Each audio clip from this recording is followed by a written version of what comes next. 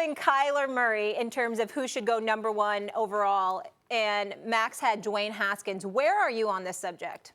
I'm kind of right now. I haven't figured it out yet. A lot of this is happening as we speak with all this news, and teams are catching up on Kyler Murray because I didn't even expect him to be an NFL prospect when the season began, or an NFL potential player, which he is now. So I think there's a lot to be said. We're going to beat the combine, and I think, hand size. You think about his height, the interview process, the football IQ, which he should be phenomenal under Lincoln Riley for 2 years. So I think everything's going to fall into place for Kyler Murray to go top 10. Is he ahead of Haskins? That right now is debatable. I can't answer that definitively right now. I'd just be lying and guessing. I can't give you an answer. I can't get any consensus right now because teams aren't even sure, and they don't want to go on record as the Haskins-Murray debate. So right now it's too close to call. Both those kids will be projected in the top 10 of my mock draft that comes out on Monday. And let me just be clear. Max actually said Nick Bosa should go first overall. These were first quarterback taken off the board. That's where he was going, Dwayne Haskins. But Will, get in here. Mel, and I know comps are always sloppy, they're always inexact, but if you look at Kyler and you say, who does he remind you of? People want to mention Russell Wilson, right? They want to go short. They want to talk about Drew Brees. They want to talk about Russell Wilson. They want to focus solely and exclusively on his height. I got to be honest, Mel, and there's nothing on the surface that makes these two guys similar, but he kind of reminds me of, well, at least in effect, Vince Young. I remember rooting for Vince Young and against Kyler Murray, and I was just like, it doesn't matter if it comes with his legs or his arms. He's going to get that first down somehow. And it was just so defeating. Now, I understand height differences, accuracy differences, personality differences. Who does Kyler Murray remind you of, though? He's Kyler Murray. Well, I don't know who we can pick and choose and pull a little bit, but the body type of Russell Wilson isn't Kyler Murray. Russell Wilson was thicker. He was 210, 215 at 5'10 and a half, 5'10 and 3/4.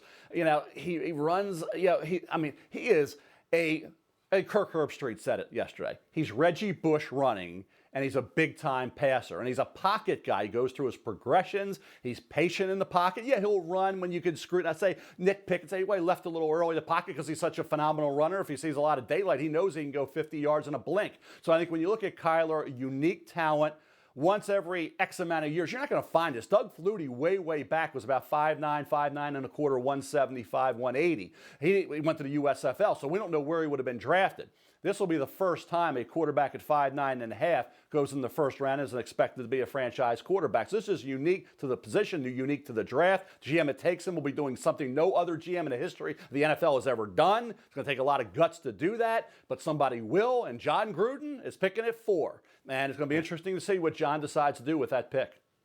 I thought the questions in like Boston Sports Talk, yeah, you think Flutie will ever be I thought Flutie was a good NFL quarterback. I thought he was good. And Kyler Murray is more athletically gifted. Mel, I think about the fact that Billy Beane, for the Oakland A's, was willing to risk a first-round pick on this guy. That tells you about his athletic ability. The Oakland A's don't do that unless they think this guy might be the next Mike Trout. I got to figure if there's a risk they miss on their first-round pick, which they did.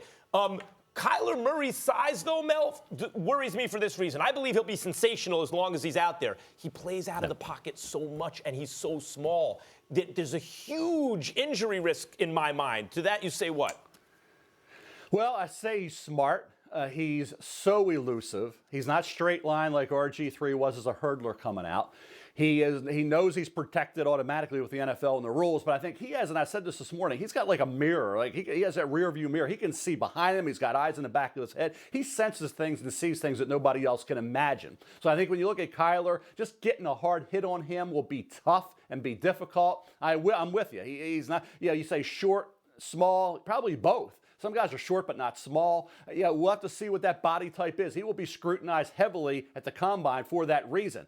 Can he hold up physically? Now, you can say that about any quarterback. You can be 6'4", 230 and get injured. So to me, I don't know if that's going to be that big a deal once you start evaluating the quarterbacks and looking where he slots in. But one thing about Kyler Murray, high football IQ. He's obviously all in on the NFL, which we thought we wouldn't find out this early, but we found out yesterday. And the fact that he was under Lincoln Riley. Lincoln Riley is one that all the NFL is kind of going to pull from that offense and brings kind of some of those concepts into the NFL. Well, he's been under Lincoln Riley. Watch Baker Mayfield 2 years ago. He's got a real head start on what he's going to be asked to do. Mel, no doubt. Big 12 concepts, especially because of Lincoln Riley. When people are like, well, is it a pro style? Yes, that's the kind of preferred pro style now. I get he knows it. I think he'll be sensational. I don't question his ability at his height. I question his ability to take the punishment that is sure to come out of the pocket. That's either you believe he'll get hurt or you believe it won't be an issue.